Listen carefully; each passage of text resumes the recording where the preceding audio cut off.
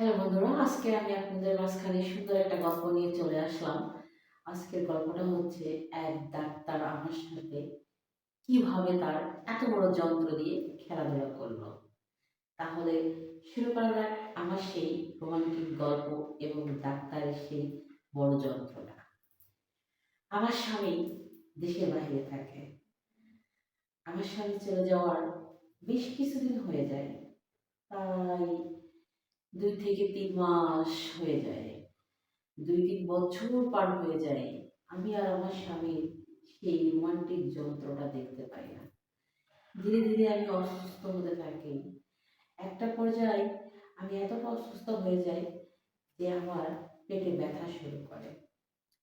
তখন আমি আমার হাজব্যান্ডকে বলি, মানে আমার স্বামীকে বলি, আমার পেটে প্রচণ্ড ব্যথা।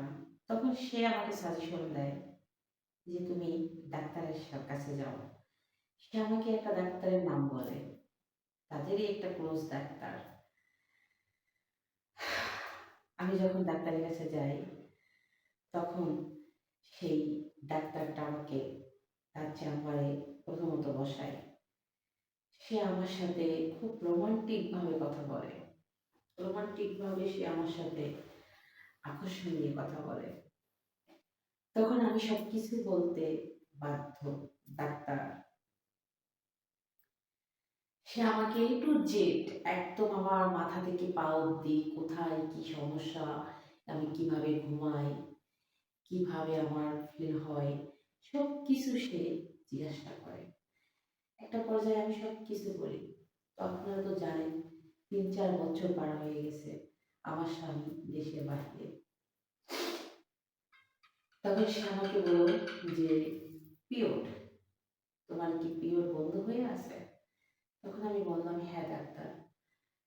ডাক্তার ভাই, যেহেতু সে আমাকে খুব আপনভাবে কথা বলছে, আমিও তার সাথে ফ্রি হয়ে গেলাম যে আমার পিরিয়ড বন্ধ আছে।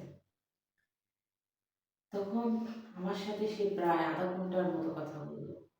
ইতিমধ্যে তার সাথে আমার একটা ভালো বন্ধুত্ব হয়ে গেল। তার কাছে সব কিছু স্বীকার করলাম, সব কিছু বললাম। যত কথা বাড়তেছে তার সাথে আমার, ততই সে আমার দিকে আকৃষ্ট চোখে তাকাচ্ছে এবং আমাকে তার প্রতি আকৃষ্ট করতেছে। একটা পর্যায়ে সে আমাকে বলল, আপনার যে পিরিয়ড বন্ধ হয়ে গেছে, এটার জন্য কোনো ওষুধ দেওয়া যাবে না, আমি আপনাকে একটা চিকিৎসা দেব। এদিকে আমার শরীরে জ্বালা, আমার পেটে ব্যথা, আমিও তার কথা মতো রাজি হয়ে গেলাম।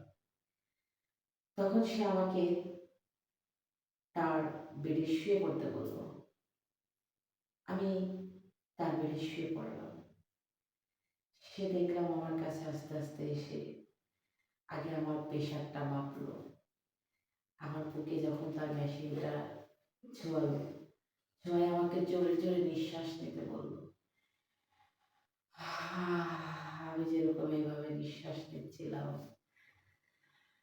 আবার সে বুকে আমার ডালিম গোলার উপরে হাত রেখে সে চাপতে থাকলো, আর আমি জোরে জোরে শ্বাস নিতে থাকলাম। একটা পর্যায়ে শ্বাস নিতে নিতে নিতে নিতে সে আস্তে আস্তে আমার নাভির উপরে গিয়ে তার যন্ত্রটা ঠেকালো। তখন আমি শ্বাস নিতে থাকলাম। তখন সে আস্তে আস্তে আমার জমিনের দিকে চলে গেল, গিয়ে ওখানেও সে যন্ত্রটা ঠেকায় আমাকে শ্বাস নিতে বলল। আমি এদিকে ব্যথায় যন্ত্রণায় ছটফট ছটফট করছি, সে আমাকে জোরে জোরে চাপ দিচ্ছে। একটা পর্যায়ে সে আমাকে বলল, আপনার কাপড়টা খুলে ফেলতে হবে।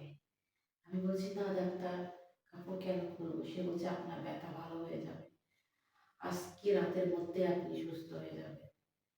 এদিকে আমার সুস্থ হওয়ার দরকার, এদিকে তার আমার প্রতি একটা নজর, এদিকে আমার স্বামীও দেশের বাহিরে, আমিও তার স্পর্শে পাগল হয়ে যাচ্ছি, তাকে আমার কাছে পেতে ইচ্ছা করছে।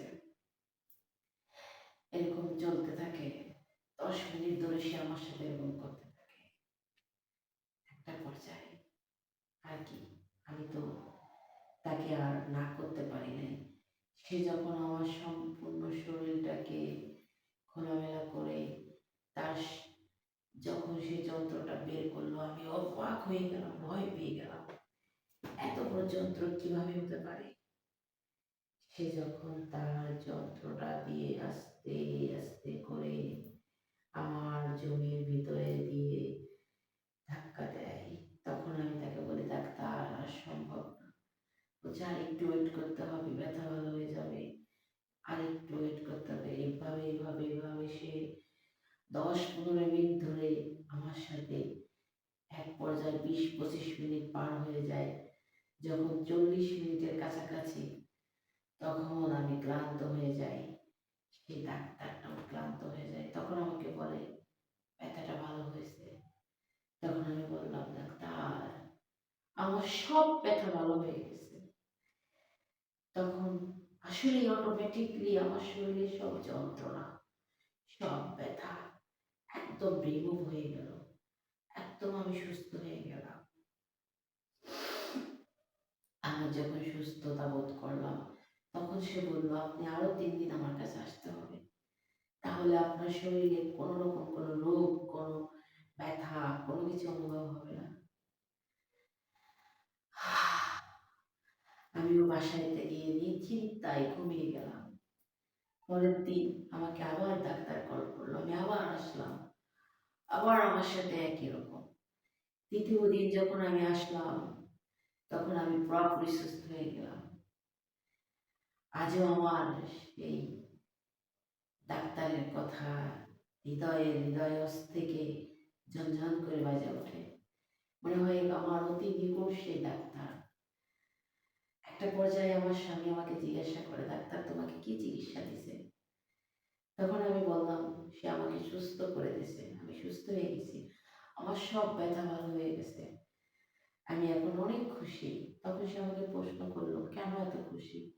কি ওষুধ দিছে, ওষুধের নাম বলো, ওষুধের যে খোলাগুলা থাকে ওগুলো আমাকে দেখাও। তখন আমি কিছুতেই আর দেখাতে পারছি না। একটা পর্যায়ে আমার স্বামী আমাকে যখন প্রেশার ক্রিয়েট করে, আমি কথাটা বলে দিই, সে আমাকে এরকম চিকিৎসা দিছে। তখন আমার স্বামী আমার উপর রাগান্বিত হয়ে গেল। আমি বললাম, তুমি তো আমাকে সেখানে পাঠিয়েছো, সে আমাকে চিকিৎসা দিছে, আমি সুস্থ হয়ে গেছি, সমস্যা কোথায়? তখন আমার স্বামী সে দেশে ফিরে আসলো। আসার পরে যখন আমার সব কিছু শুনলো, শোনার পরে আমি ভাবলাম, আমার স্বামী যখন আমাকে রাতে শুতে যায়, আমি ডাক্তারের মতো ফিল পাই না, আমি ডাক্তারের প্রতি পাগল হয়ে গেলাম।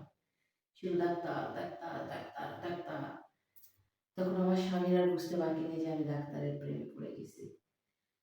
এখন সে আমাকে ছেড়ে দিলে, আমি চলে গেলে তার একটা মান সম্মান চলে যাবে, বদনাম হবে। তখন আমাকে অনেক কিছু বোঝানোর পরে আমি একটা পর্যায়ে বুঝলাম। তখন তাকে বললাম, তুমি আমাকে রেখে চলে গেছো, আমার শরীরে যন্ত্রণা, অসুস্থতা শুরু হয়ে গেছে, আমি কি করব? তো আমার এই গল্পটা আপনাদের মাঝখানে এটাই বলার কারণ যে আপনারা যারা ঘরে বিবাহিত বউ রেখে দেশের বাইরে থাকেন, তারা অন্তত পক্ষে বউকে সুখ না দিতে পারলেও তাদের সাথে রোমান্টিক কিছু গল্প করবেন রাতে, যাতে তারা ওখান থেকে এখানে সুখটা অনুভব করতে পারে, যাতে তারা মানসিকভাবে ভেঙে না পড়ে, মানসিকভাবে তারা অসুস্থ না হয়ে যায়, আপনাদেরকেই কল্পনা করতে থাকে। আপনারা শুধুই টাকার মেশিন হয়েন না, আপনারা টাকার মেশিন হওয়া বাদ দিয়ে সব কিছু নিয়ে আপনারা বাঁচতে শেখেন।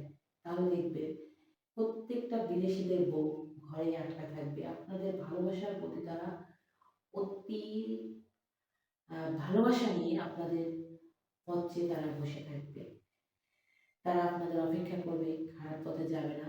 তো আপনারা অবশ্যই খেয়াল রাখবেন, বউকে ফোনে অলওয়েজ করার, বউর সাথে প্রেমিকা হয়ে কথা বলার, বউকে সেইভাবে মোবাইলে টাইম দেওয়ার, যাতে ঘরের বউ ঘরেই থাকে, বউটা পাপও করলো না, আপনারও কোনো চিন্তা থাকলো না। আমার গল্পটা বলার এটাই মানে ছিল। যদি আপনাদের প্রবাসী ভাই, আপনাদের উদ্দেশ্যে বলবো, যদি আমার গল্পটা আপনাদের ভালো লাগে, তাহলে অবশ্যই আপনারা নিজেদের বুকের সময় দিবেন, কাছে না পারলেও মোবাইলের সময় দিবেন। আশা করি সবাই আমার গল্পটা শুনে আমাকে সাপোর্ট করবেন। আমি আজ এই পর্যন্তই। নেক্সটে দেখা হবে অন্য কোনো গল্প নিয়ে।